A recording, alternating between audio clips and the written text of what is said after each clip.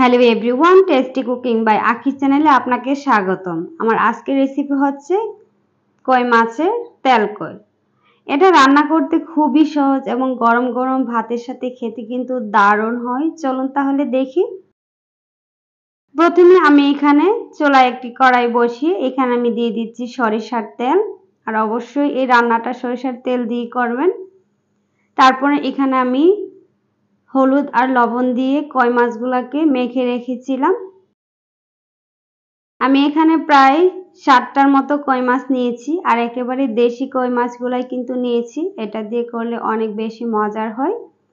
এক পিঠ হয়ে আসলে আমি এখন উল্টিয়ে দিচ্ছি।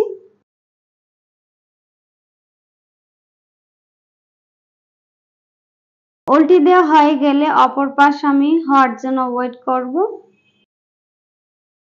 অপর পাশ হয়ে গেছে, এখন আমরা উঠিয়ে নিচ্ছি।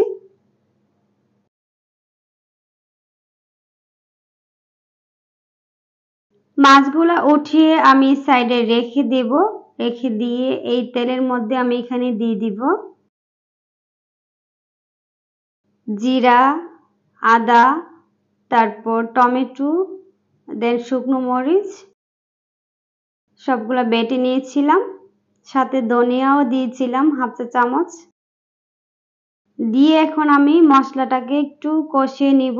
এখানে দিয়ে দিচ্ছি স্বাদ মতো লবণ আর দিয়ে দিচ্ছি হাফ চা চামচ হলুদের গুঁড়া। দেওয়ার পর ভালোভাবে মিশিয়ে নিচ্ছি। মিশানো হয়ে গেলে এখানে আমি দিয়ে দিচ্ছি 1/4 কাপের মতো পানি, যেন মশলাটা নিচ দিয়ে লেগে না যায়। পানিটা দেওয়ার পর আবারও নেড়েচেড়ে মিশিয়ে নিচ্ছি। দেন এখন ঢাকনা দিয়ে ঢেকে মশলাটাকে কষিয়ে নেব 4 থেকে 5 মিনিট। 5 মিনিট পর যখন দেখবেন যে তেলটা উপরে ভেসে উঠেছে, তখন বুঝবেন যে আপনার মশলাটা ভালোভাবে কষানো হয়ে গেছে। মশলা কষানো হয়ে গেলে এখানে দিয়ে দিচ্ছি ভেজে রাখা কই মাছগুলা।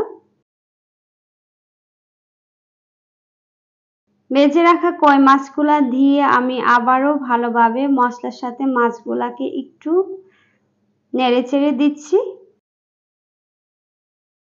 তারপর এখানে আমি দিয়ে দিচ্ছি পানি। আমি এখানে হাফ কাপেরও কম পানি দিয়ে দিচ্ছি। পানি দেওয়ার পর নাড়িয়ে চাড়িয়ে আমি ঢাকনা দিয়ে ঢেকে রান্না করব 5 থেকে 6 মিনিট।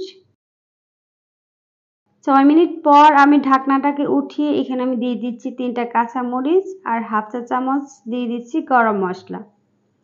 দিয়ে এখানে দিয়ে দিচ্ছি কিছু সরিষার তেল। যেহেতু আমরা কই তেল রান্না করতেছি, তাই এখানে আমি একটু তেল দিয়ে দিচ্ছি। দেন আবারও ঢাকনা দিয়ে ঢেকে আমি রান্নাটা একেবারে শেষ করে নেব।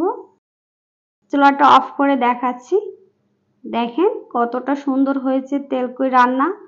গরম গরম ভাতের সাথে কিন্তু দুর্দান্ত ছিল।